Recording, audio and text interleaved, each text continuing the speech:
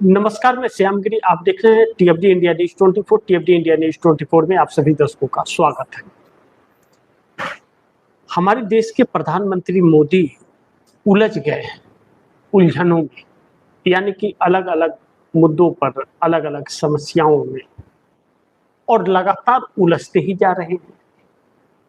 सवाल यह है कि जिस तरह की उलझन यह है, यह सामान्य उलझन नहीं है।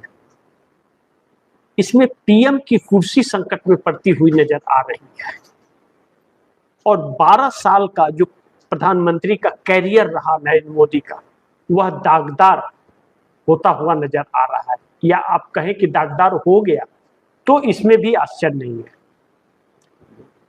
इसे हम लोग समझेंगे, जो बहुत महत्वपूर्ण है कि मोदी की उलझन आखिर है क्या और क्यों उलझ रहे हैं। पहले इसे समझ लें अगर, तो इससे साफ जाहिर होता है कि नरेंद्र मोदी जिस तरह से लोगों से, आम जनता से वादा जो इन्होंने किया, वादा खिलाफी की इनकी आदत कहीं नहीं, वादा खिलाफी करते रहे। आम जनता को गुमराह करने की भी भरपूर कोशिश क्या की। आप दर्शक सोचिए, 2 करोड़ युवाओं को रोजगार देने का वादा 12 साल पहले किया था, और आज भी नहीं पूरा होने की तो बात छोड़िए, 1 लाख लोगों को अगर साल में रोजगार दिया होता तो भी बात था, बल्कि रोजगार छीन लिया। इसलिए यह बात कही जा रही कि रोजगार मिलना और रोजगार जाना दोनों को अगर संतुलन बनाने की कोशिश करें तो 1 लाख लोगों को भी रोजगार नहीं मिलेगा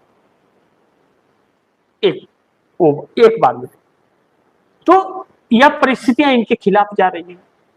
67% बेरोजगारी है देश के अंदर नरेंद्र मोदी के कार्यकाल में, जो लगातार जिसकी संख्या बढ़ती जा रही है, जो युवाओं के गुस्सा का कारण बन रही है।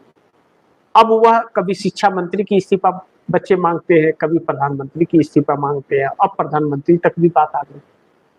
और इस सरकार में नाकामियों का इतना पहाड़ है कि यह कर तो कुछ नहीं पाती है। वो गांव देहातों में एक वर्ड इस्तेमाल किया जाता है, थेथरपना, वह दिखाती है। तो ऐसे में सरकार के लिए यह भी संकट है। दूसरा, यानी कि युवा पीढ़ी इस सरकार से खपा हो गई। सी वोटर का एक सर्वे जो आया कि राम मंदिर में दान लूट के बाद की 86.8% की जनता इस सरकार के खिलाफ है। जब यह आया तो उस सर्वे में एक चीज बड़े महत्वपूर्ण रहा कि युवा पीढ़ी सबसे ज्यादा नाराज है और अब इन्हें वोट नहीं देना चाहती। तो इस सरकार ने चुनाव आयोग के साथ मिलकर के बगैर नोटिफिकेशन के, बगैर देश को बताए, बगैर विपक्ष से चर्चा को एक एसआईआर में और लाइन जोड़ती है कि जिस बच्चे का जो फर्स्ट टाइम वोटर बन रहा है, या सेकेंड टाइम है, या थर्ड टाइम है, अगर उसके माता पिता का नाम एसआईआर के 2002 की सूची में या 2003 की सूची में नहीं, जिस समय एसआईआर हुआ था, निरीक्षण हुआ था, एसआईआर तो कभी हुआ ही नहीं, एसआईआर तो यह कहना इनिशिएटिव रिवीजन हुआ था, उसका नाम वोटर लिस्ट में नहीं चढ़ेगा। यानी कि उस वक्त नाम नहीं है तो नाम नहीं चढ़ेगा। इससे आक्रोश और बढ़ रहा है। दूसरा, एक उलझन और भी इस सरकार के अंदर है। संयुक्त राष्ट्र का नोटिस इसको मिल गया, यूएन का, चुनाव आयोग को लेकर के, चुनाव आयोग को लेकर के और इस सरकार को लेकर के यह मानना यूएन संयुक्त राष्ट्र का है कि एक असंवैधानिक सरकार चल रही है और आम जनता का वोटर लिस्ट से नाम काट करके उनकी नागरिकता छीनने की यह एक कोशिश है, और वह साफ धरातल पर दिखता भी है। तो ऐसे में मोदी सरकार यहाँ भी फंस गई, यहाँ भी उलझ गई। अब संयुक्त राष्ट्र कुछ ना कुछ तो एक्शन लेगा, और संयुक्त राष्ट्र एक्शन लेगा तो भारत के पास यूएन में विटो पावर नहीं है। अमेरिका के पास है, चाइना के पास है, रशिया के पास है। अमेरिका भारत के लिए इस्तेमाल नहीं करेगा, और मोदी के व्यवहार हुआ नहीं, वैसे नहीं। और चाइना इनको अपने ब्यूटी पाउडर का इस्तेमाल करने देंगे। यानी कि भारत पर बहुत सारे बैंड आने वाले दिनों में लगेंगे, इस बात से इनकार नहीं किया जा सकता। ऐसे में नरेंद्र मोदी के विकास की गंगा जो थी वह एक असंवैधानिक है और फरेब है, झूठी है। नरेंद्र मोदी के कुछ वादे आप दर्शकों को याद दिलाऊं कि 2 करोड़ लोगों को हर साल रोजगार, महिलाएं आगे बढ़ेंगी, सबका साथ सबका विकास, 15 लाख खाते में आएंगे, काला धन लेकर के आएंगे, न खाऊंगा न खाने दूंगा। इतना खा लिए कि पूरे देश को भूखा मार दिया। 5 किलो फ्री अनाज पर आकर के आश्रित हो गए। और जितने भी कानून इन्होंने बनाए, हर कानून इस देश के खिलाफ और इनकी सरकार को बनाए रखने के लिए कानून बने। जितने भी इन्होंने बनाए, किसी भी कानून से एक व्यक्ति को फायदा नहीं हुआ, नुकसान के अलावा। तो अब ऐसे में देश की जनता आक्रोशित है।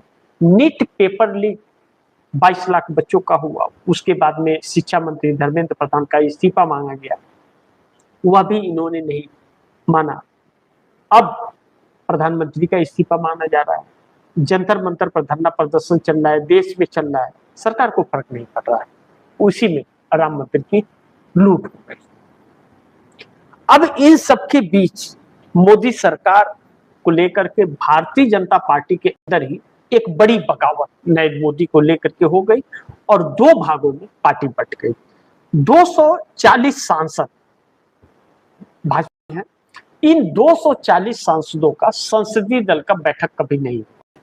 पहले जब पूर्ण बहुमत की सरकार थी तो हर हफ्ते संसदीय दल की बैठक होती थी, लेकिन अब नहीं हुआ। लेकिन महत्वपूर्ण यह है कि 2024 में लोकसभा चुनाव जीत कर आने के बाद जब 240 पर आ गए, बहुमत खो दिया मोदी ने, तो संसदीय दल बुला करके बैठक करके उसमें नेता भी नहीं चुना गया। मोदी को यह डर था कि बगावत हो जाएगा और उन्हें नेता नहीं चुना जाएगा, इस डर से नहीं बुलाया और आज तक वह डर है और नहीं बुला रहे। और अब उस पार्टी में 2 भाग हो गए, भाजपा और आरएसएस में आर पार है। तो ओरिजिनल भाजपा मोदी के साथ नहीं है, मोदी की बनाई हुई भाजपा इनके साथ है, जो दूसरे दलों से आए हुए 104 सांसद हैं, जो ईडी सीबीआई इनकम टैक्स के डर से डरा करके पैसे दे करके खरीद के करोड़ रुपया लाए गए थे, जिनके ऊपर भ्रष्टाचार के आरोप थे, वह मोदी के साथ है। बाकी 136 आरएसएस और ओरिजिनल भाजपा जो अटल बिहारी वाजपेयी के सिद्धांतों पर चलते थे, वह 136 की संख्या है, वह मोदी से अलग है। अब वह चाहते हैं कि मोदी प्रधानमंत्री न रहे। इसमें 2 लोगों को मंत्री बनाया गया, नितिन गडकरी और राजनाथ सिंह। बाकियों को दबा दिया गया, उन्हें उठने ही नहीं दिया गया 12 सालों में। तो फिर और दूसरे दल से आए हुए लोग मंत्री बनने लगे, मुख्यमंत्री बनने लगे। तो यह नाराजगी बहुत ज्यादा बढ़ गई। तो अब मोदी के लिए संकट है। अब यह 240 सांसदों को जो व्यक्ति नहीं संभाल पा रहा है, तो वह देश को क्या खाक संभालेगा। तो पीएम मोदी की यह एक गलती अब पीएम की कुर्सी ले सकती है, इनकी डुबो सकती है। क्योंकि आरएसएस के बगैर भारतीय जनता पार्टी का वजूद नहीं रहा और नरेंद्र मोदी इतने दागदार हो गए कि नरेंद्र मोदी के सामने एक लंबी अवधि रही, या चाहते तो देश हित में काम करके अपने आप को एक अच्छा उपलब्धि हासिल कर सकते थे। 12 साल 12.5 साल मुख्यमंत्री रहे, 12 साल प्रधानमंत्री रहे। कोई भी प्रधानमंत्री ऐसा नहीं रहा कि 12.5 साल मुख्यमंत्री और 12.5 साल प्रधानमंत्री रहा हो, यानी कि 25 साल का कैरियर यह रहा हो। इस तरह से सत्ता में मुख्यमंत्री, उसके बाद प्रधानमंत्री, तो फिर लगातार पद, ऐसा नहीं हुआ। हमारे देश के प्रथम प्रधानमंत्री पंडित जवाहरलाल नेहरू 6000 कुछ दिन रहे, मोदी से बहुत काफी रहे। मोदी उनकी रिकॉर्ड को नहीं तोड़ पाएंगे, लेकिन वह मुख्यमंत्री नहीं रहे, प्रधानमंत्री ही रहे। लेकिन इन्होंने इतिहास बनाने के चक्कर में खुद का इतिहास लिखवा दिया और इनको एक काले अध्याय के रूप में याद किया जाएगा। अब ऐसे में भारतीय जनता पार्टी के 240 सांसदों का क्या रूप होगा इनको लेकर के यह महत्वपूर्ण है। और पार्लियामेंट सेशन जो 20 तारीख को चालू होने जा रहा है, उस पार्लियामेंट सेशन के दौरान मोदी के लिए बहुत सारी मुश्किलें आने वाली हैं। अगर उसमें हंगामा हुआ, कुछ ऐसा हुआ, तो पार्टी दोपहर में मोदी की कुर्सी जा सकती है। और मोदी को इस बात का डर है कि 15 अगस्त को नरेंद्र मोदी लाल किले से झंडा फहरा पाएंगे या नहीं फहरा पाएंगे, या कोई और हो जाएगा। यह आरएसएस के ऊपर निर्भर करता है कि नरेंद्र मोदी की प्रधानमंत्री की कुर्सी, पीएम की कुर्सी रहेगी या चली जाएगी। इसका फैसला आरएसएस और एक 240 सांसदों में से 140 सांसद करेंगे। इस बात से इनकार नहीं कर सकते। अब देखते हैं आगे क्या होता है। जो भी होगा, खबरें आप दर्शकों तक लाते रहूंगा। आप दर्शकों की क्या राय है, क्या सुझाव है, कमेंट बॉक्स में जरूर दीजिएगा। इस खबर को ज्यादा से ज्यादा शेयर कीजिएगा, अपने दोस्तों को भी कहिएगा आगे शेयर करें। और आपने अगर टीएफजी इंडिया देश 24 को सब्सक्राइब नहीं किया तो सब्सक्राइब कर लीजिए, अपने दोस्तों को भी कहिएगा सब्सक्राइब करें। मिलते हैं अगली खबर के साथ, तब तक के लिए नमस्कार।